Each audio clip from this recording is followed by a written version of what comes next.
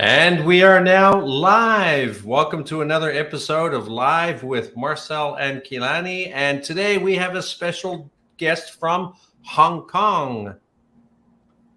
Awesome. Thank you, everyone. Welcome back for another episode. We're really excited to invite our guest, Jason. He has a really cool story, and he is a Gen Z entrepreneur from Hong Kong, as Marcel mentioned, who was recently named as one of the top 10 tertiary students in 2022 with his effort in technology innovation and entrepreneurship.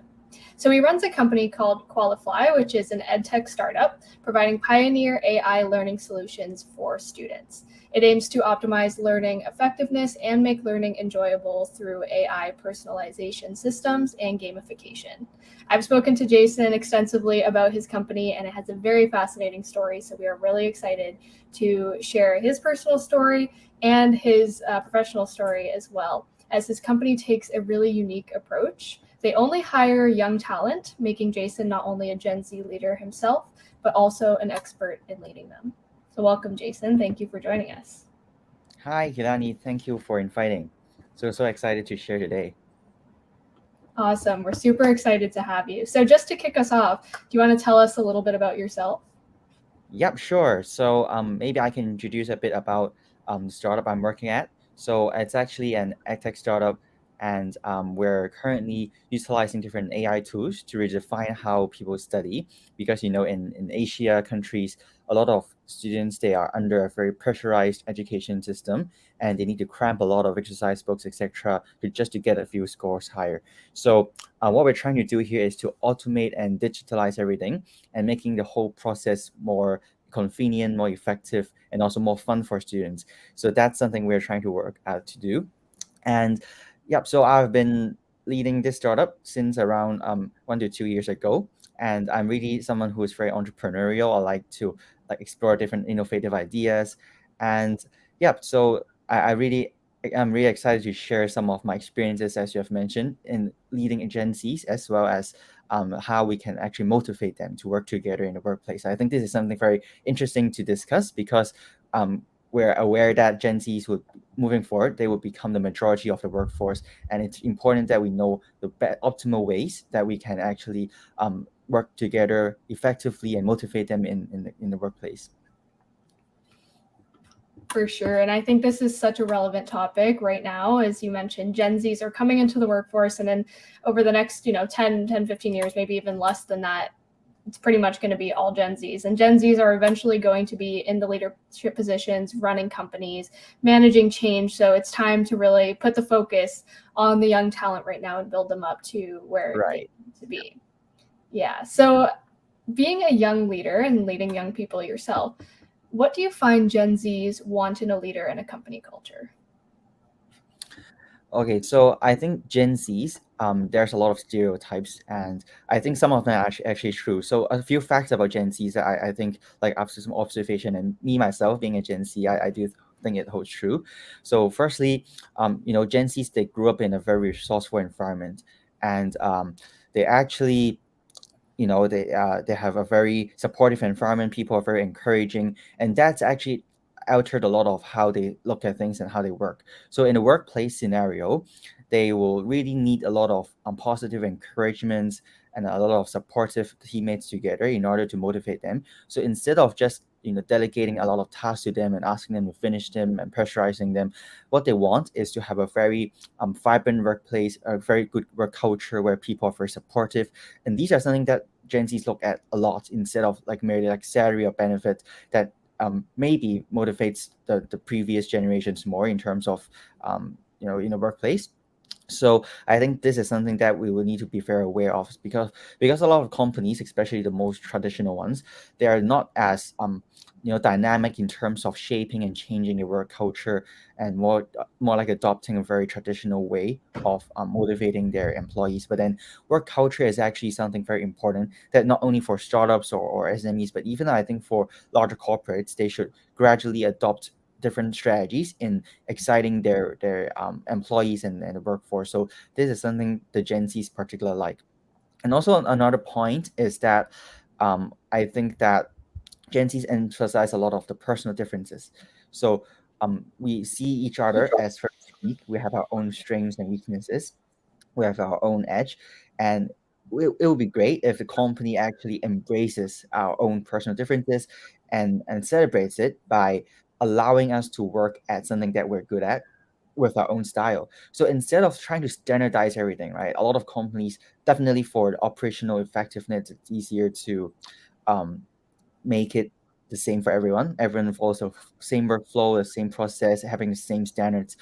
I don't doubt that this might be a good idea, but then at the same time, it's important that we understand that different Gen Z employees, they might have their own preferences in these, and it's important that we allow them to have slight variations and flexibility to work at their own style. So this is also something very crucial in terms of motivating Gen Zs and allowing an environment where they actually enjoy the work and they would like to stay here. So for the retention of Gen Z's employees, I think these are also something that we need to think about. Oh, I love how you're saying that, Jason. Something that's really interesting is Kilani and I are in the process of doing research for a book, and so we asked this question a lot to business leaders from my generation, right? And we asked them, like, what are you doing to prepare for kind of the Gen Z integration? And the answer that we get from most of the people of my generation is like, we are fully prepared. Like we like our Gen Zs are so happy. They're so they're integrating so nicely. We have a great onboarding system. There's nothing there's nothing really more that we can do to accommodate, right, that difference. And yet when we have conversations with the actual Gen Zs that work in these companies, the experience is very different, right? And so we're sensing a tremendous separation and understanding of kind of like what number two, what constitutes a happy employee, but also like really understanding maybe on both parties of what each kind of side really needs, right, to be able to integrate and work together. What are you noticing in that front? Right. So I think we're now all under times of changes. There's a lot of volatility, and also, things. The market is changing every day. So in that sense, especially for the Gen Zs who grew up in this environment, we tend to not be as prepared and having a very fixed mindset. I know very clearly on how I want to go forward for my career path, and also what I actually wanted. A lot of people, it's not that they are lazy or they don't think about it, but they just don't know what they actually want to achieve yet. So they're very up to explore. They are one who like to try out different things, and I think that also reflects in their needs in the workplace, because a lot of times, instead of going forward for a very, very rigid job, they'll actually enjoy something that provides a lot of flexibility to them in terms of able to try out different things and being able to explore different interests of them. So some of them, they went to do multiple freelances jobs as leisure. Some of them might prefer, even like me, maybe running their own company to get a taste of how it is working at different things, different industries.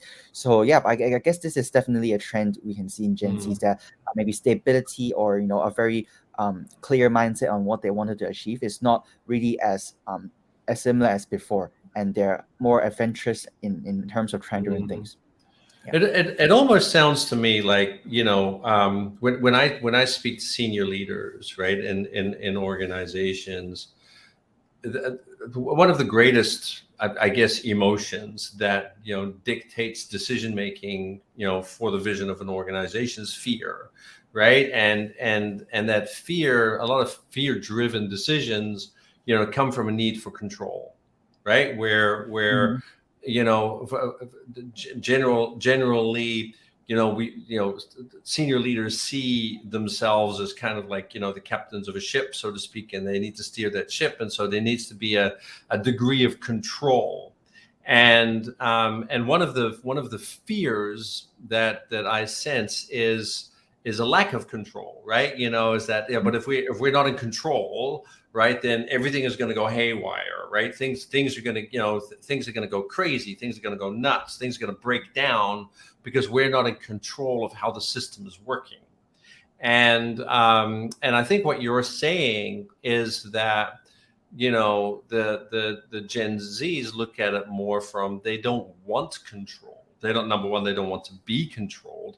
They want freedom, right? And so one of the major challenges then for an organization is, if you have an organization that is built on a need of control, how do you shift the culture? Like you mentioned, right, in a few years' time, the majority of employees in that company are going to be Gen Zs. How do you shift the culture from being control oriented to being freedom oriented? And potentially that could be, a very big conversation, right, that should be happening in boardrooms today. And especially if you're dealing with an organization of, a few 100,000 employees of multiple generations, are you having conversations around, what are we going to do in the next 5 years in terms of creating shifting a culture, because there's an existing culture of people who are very comfortable living in this need for control type environment, right? Because that's what they've grown up in. And then integrating that with this kind of need for freedom culture that's ever growing in their company, and what kind of preemptive strategies can be put in place to kind of like to allow both to happen at the same time, that there is some degree of control over systems and all of that kind of stuff, while at the same time also having that degree of freedom, right? That is satisfying, this new generation. So that's actually really interesting. I thank you for sharing that. Yeah, I think that's very true. I do resonate, especially at the part that they actually don't enjoy control. So it's a dilemma right here, where companies, as the company leaders, they definitely want to make sure that they have a full control on how the employees are behaving and how they're performing. While Gen Zs, they're more self-oriented. They focus on their own work experience here instead of thinking from the company's perspective. But I do think that there's actually the sweet spot here that we can strive a balance, because it's not only like very clear cut whether we're trying to fully control them or not, but it's about whether the company leaders are open-minded enough to actually allow them to have a leeway here in something that's reasonable for them to explore themselves, and respecting their needs. I think this is something that a lot of companies can actually do without making a very huge revamp. But then just doing this small step in terms of listening more to the Gen Z employees on, oh, actually, what do you want to try, or like what are your needs in this company, so that they can maybe slightly tailor-made something that suits the employee the most. And this is something that I believe a lot of Gen Z employees they hope to have in the workplace. So I actually talked to some of my fellow colleagues from Qualify, and they also mentioned, a few of them also mentioned this point, like the flexibility here is something that makes them wanted to stay, and something that they actually liked a lot so far, because it's definitely still not found in a lot of traditional companies for now. I do believe that, as you've mentioned, the companies are now definitely under discussions on how they can do the transition. And yeah, so I do think that change is needed for sure. It's actually applicable for everything, not only for this sort of work culture. We need to change with the times in order to match with the needs. And as the Gen Zs would be the next major workforce, right? It's important that we shift to a mode that actually motivates them the most, and that works the best with them. So maybe previously, very like a top-down approach of strict control is working out very well for the employees, but then for the current culture, for the current new workforce, young workforce, probably something in between. balancing between the freedom, the flexibility, then while having some sort of control. I guess the control would be in form of some very clear guidelines, or even some, as I've mentioned, they like encouragements a lot. So maybe some positive reinforcement, like some reward schemes. These would be something that works even better than like strictly asking the employees to follow certain sets of processes without being able to have their own thoughts. So I guess it's about balancing between these, but it's already very good if companies have the awareness to actually see how they can redesign or devise something that works the best with their current mix of workforce. Yeah, and it's as you're saying that, to me, a second kind of major change that's going to need to happen is then going from kind of the directive type of leadership, right? Of kind of like, this is the direction that we're going in, more into a listening type of leadership, right? Where we have leaders who are able to listen to the needs of their people, and maybe even listen to suggestions and input across the organization that helps dictate the direction of the company. And so that this new generation of people feel heard, feel listened to, rather than and thus also feel like their input matters, right? And so next to having an organization that is run on control and fear, right? The fear of not being in control, and there also needs to be kind of an organizational shift, going from kind of giving directives of like, hey, listen, everybody, this is our vision for the future, this is where we're going, and that's kind of that. I think this is going to be one of the major challenges for organizations in the future, is because if you look at leadership training, even today, right, a lot of education, leadership education, is built around that the vision has to be provided by the leader. And I think that the Gen Z population, or the Gen Z generation, is going to turn that upside down. I think that old school way of thinking is going to fall on its butt, and it's going to prove a lot of these old kind of leadership theories and philosophies that we used to kind of study and apply and research and do all of these kind of things. I think a lot, just because of that, it's going to turn a lot of that upside down, and there's going to be another big disruption in the leadership space. Because if you come to think about it, like leadership training hasn't changed since like before the internet. Like a lot of the stuff that we're still reading about leadership is from books from before 1990, right? And so there's a lot that we're going to have to do, from a kind of like a leadership generation, right? To be willing to challenge those things that we believed were always true and always worked, and be able to challenge the most fundamental of our belief systems, in order for us to kind of create that that integration. And that's going to come from listening. It's not going to come from talking, right? So that would, to me, that's kind of like a second big takeaway, right? Is that yes, there, going from control to freedom, and then going from telling to listening. I think that's a very big a big thing. Thank you for sharing that. It's awesome. Right. Yeah. Communication is definitely like two-way. So listening to their needs and understanding like what works best for them is definitely important. And yeah, I do like agree with the point you just mentioned about how they actually want to see their own effort in the company, and they want to know how they're actually contributing to gain that sense of achievement, a sense of belonging to the company, and also sharing their vision together.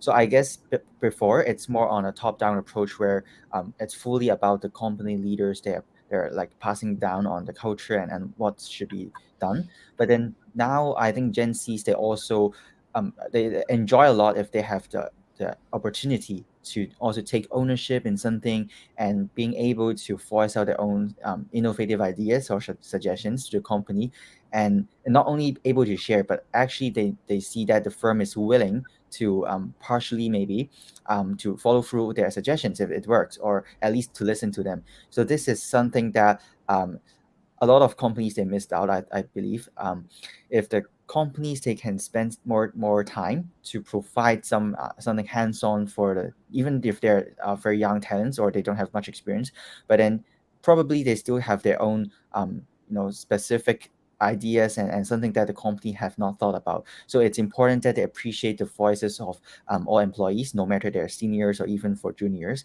And particularly for Gen Zs, they care a lot about their contribution and their whether they can take part in these discussions and decision making for sure.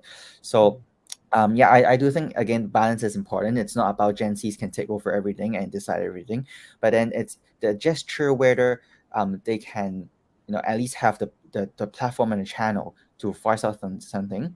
And I believe it also boils down to the hierarchy of the company, right? It would be better, for example, in Qualify here, especially where a special startup based with young talents ourselves, we do have a very flat hierarchy. It doesn't mean losing control to them and not be able to effectively manage them, but it's about we are not really segregating people in terms of their experiences or in terms of their age, and we listen to everyone.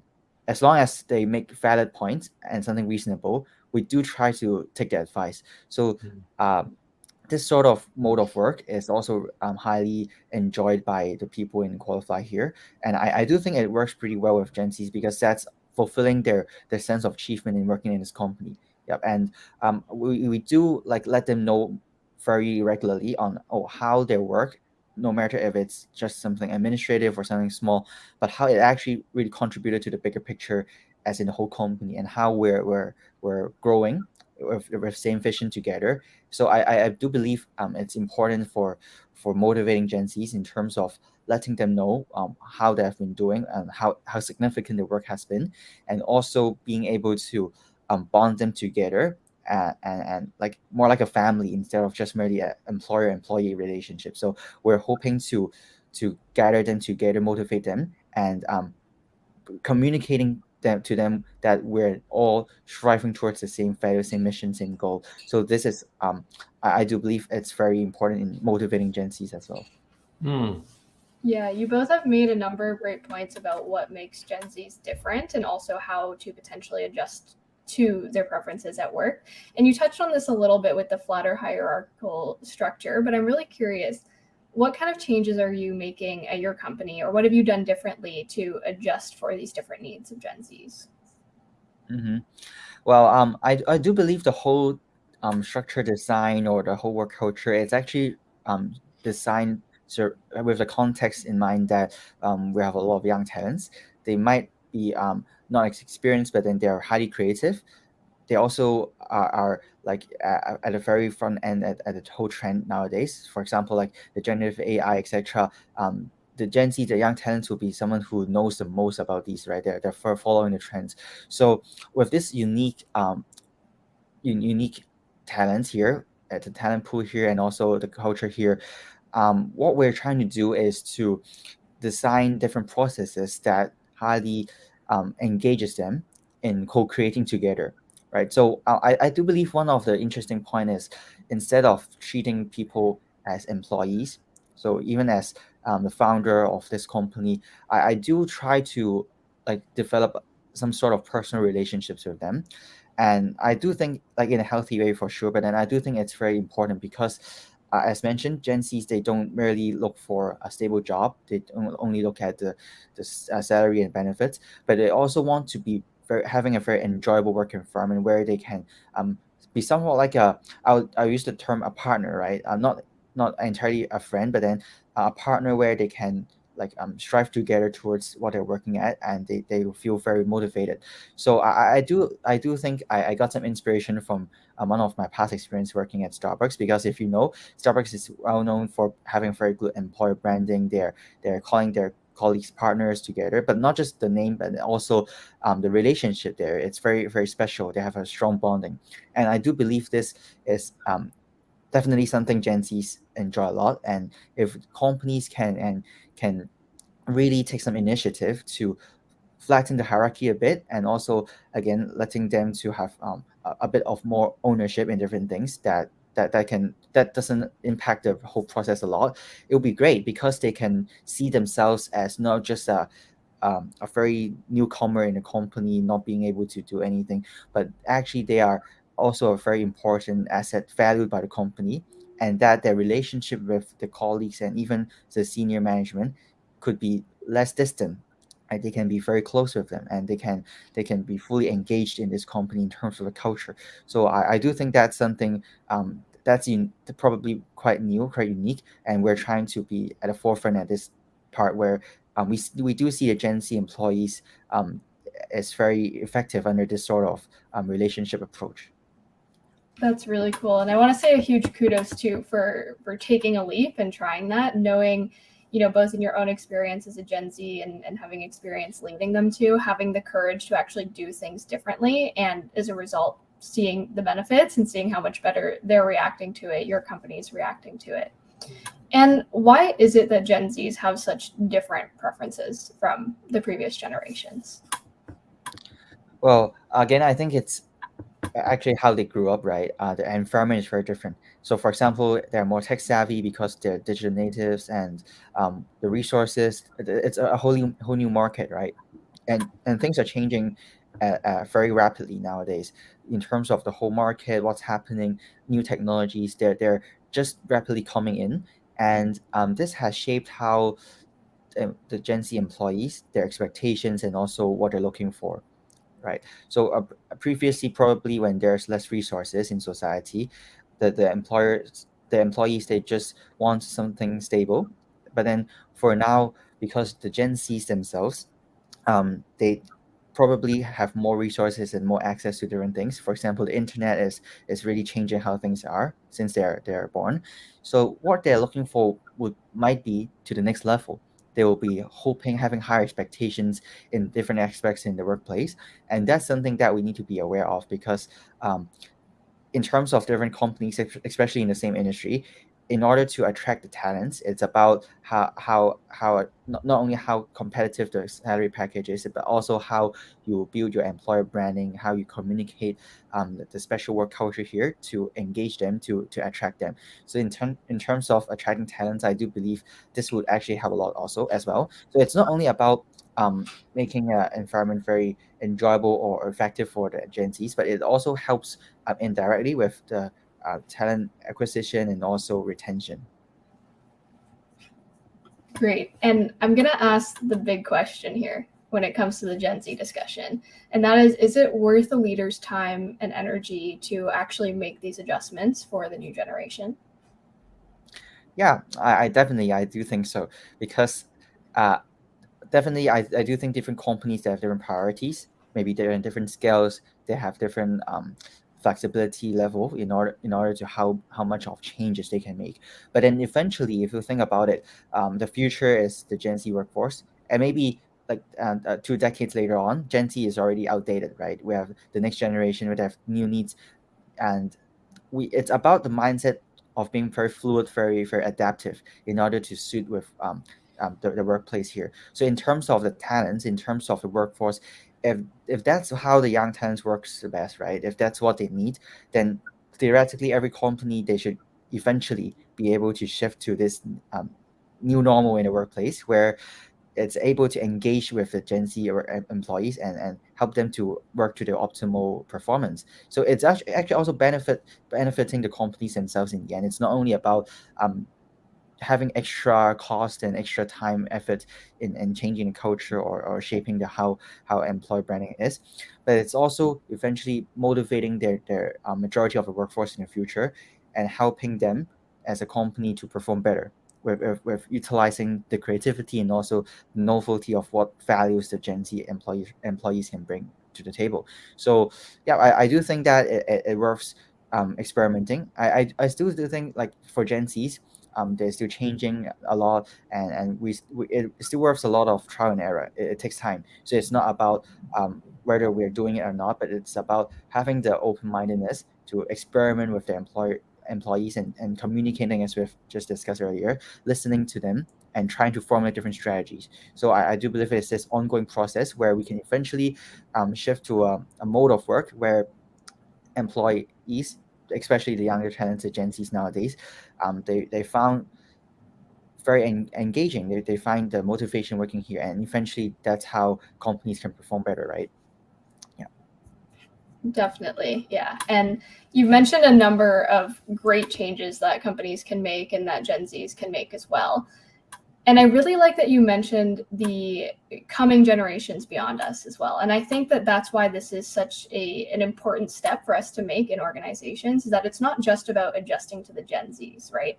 It's about changing our leadership strategy so that we can continue to adapt and adjust to everyone that comes beyond us, generations to come. Yeah. And so if there's one thing that leaders and Gen Zs alike can take away from this live stream and put into practice this week to create a bit more of a unification between the generations, what would you say that one thing would be?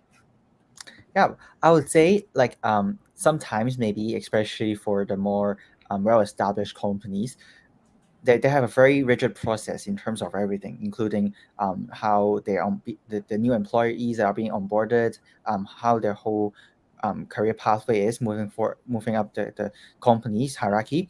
But then the first step would actually be communicating with them. So a lot of companies maybe for different reasons they avoid actually talking directly to the Gen Zs, or maybe they just guess about the Gen Z's needs. So a lot of companies maybe they think there's a lot of stereotypes going on with Gen Z's and on what's working best with them, and they try to formulate the strategies by guessing or by hearing from others. But eventually, as mentioned, that Gen Z's value their own personal differences and their uniqueness a lot, and I do believe there's never a one-size-fits-all solution to all companies, right? So the best first step will always be starting to engage with their own Gen Z young talents and talking to them. There could be different ways to that, like depending on how much time they can afford, or how much effort they would like to in doing this. But it's about actually trying this. It's not as hard. So Gen Zs are actually pretty open to communication, in my opinion. They're very vocal in expressing their own views and their thoughts and what they need. So if we are being willing to talk to them and trying to listen, or what are the needs, or what do they think about the company now, or what are their thoughts on the whole process, and if there's any suggestions from them. So basically these sort of conversations will already help a lot in terms of gaining some visibility on what works best for their own Gen Z employees, and also what's their next step, right? Because I do believe, again, every company, depending on its scale, its size, and maybe the culture, the industry, they might have different moves that would work best for their young talents. But I do think that the one-size-fits-all solution is to talk to them. So this is a lot of companies that they might be avoiding this, or they might not have actively done this. But if they are able to take the first step and try it out, I do think they can get some valuable insights on how they should move forward and transform their work culture, or maybe the mode of management, so that they can better cater to the needs of Gen Z employees. Yeah. For sure. I love that the prime answer there is just communicate. When in doubt, go straight to the source, right? Yeah. Yeah. It's actually very important.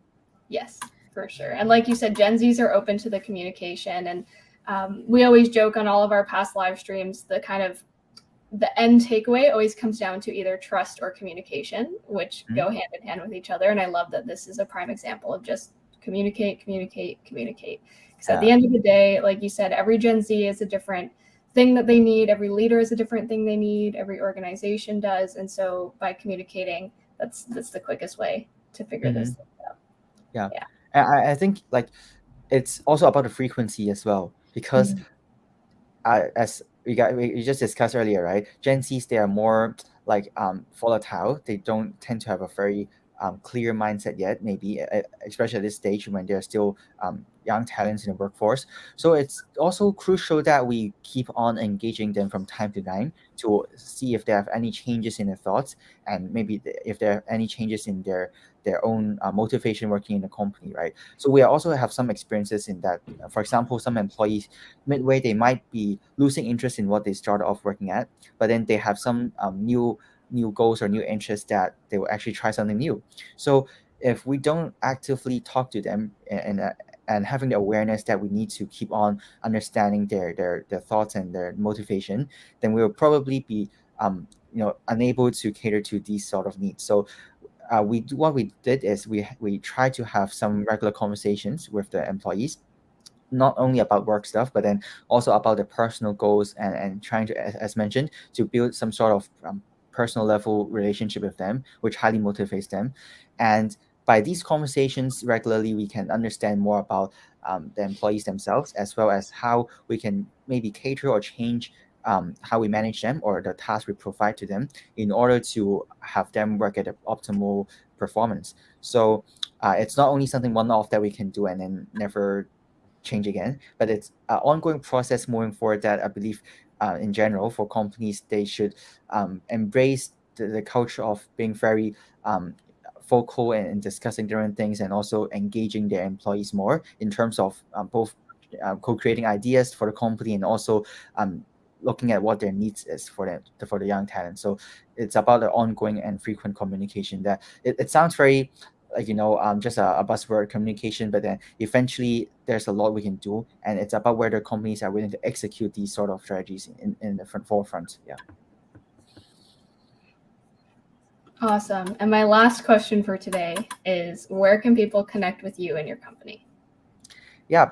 So I'm very happy to be sharing here today, and I do enjoy if you have any questions or anything you would like to engage with me. You can just feel free to approach me on LinkedIn, and you can definitely also look at our company website for more information if you would like to learn more about what Qualify is doing, our impact we're trying to make in the education industry, especially in Asian countries where education is very rigid and very traditional.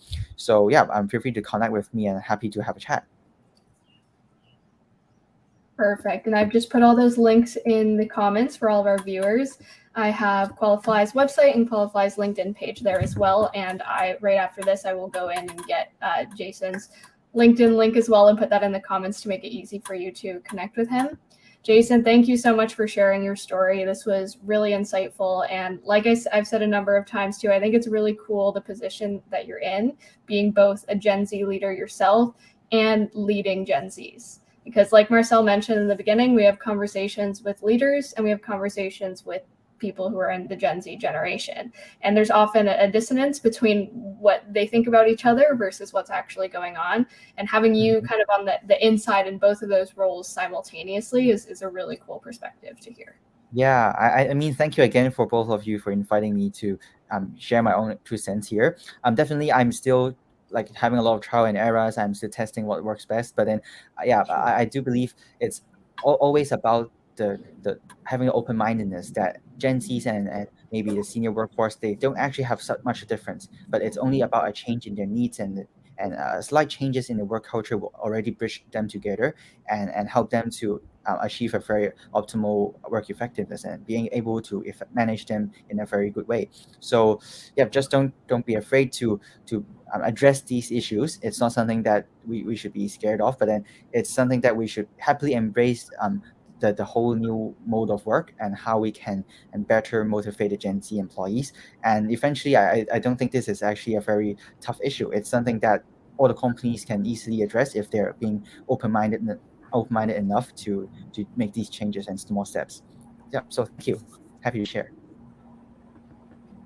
Of course. And I see we have a comment here from Ashok. Very insightful conversation on the new generation of Gen Zs and the new work culture. Thank you, Ashok, for your comment, and thank you for watching as well. Marcel, do you have any last closing words? Yeah, absolutely. And Jason, thank you so much for for sharing this. This is really insightful also for me, because I work a lot with of course with senior leaders, and so so hearing kind of both sides of the story at the same time, like Lani was saying, I think is really important. And what I'm understanding from this is that one of the key roadblocks, right, for leaders and Gen Zs to be able to integrate is there a willingness to remove biases, right? And do senior leaders have a bias towards believing that their way of operating that they've been doing for decades is the way of doing it, and that can't change? And are they willing to challenge those biases? And are they willing to challenge the bias, right, of just because Gen Zs operate differently, they're potentially inefficient? We often hear kind of very, very stereotypical comments about Gen Zs about they're always on their phones, and they're they don't have resilience, and they can't push, they don't have the ability to focus and stay connected long enough. But really, all of these judgments are just based on our own biases, right? It's all based on kind of our own framework, and it shows leaders that are not capable of breaking through their own bias and saying, hey, you know what, maybe this is an opportunity for us to be able to challenge that belief system, and to say, let's look at potentially at a way of doing it differently. And as Kilani said, of course, because it's not just the Gen Z generation that's coming, there are multiple generations coming afterwards. And this is an ongoing trend that's only going to become more so.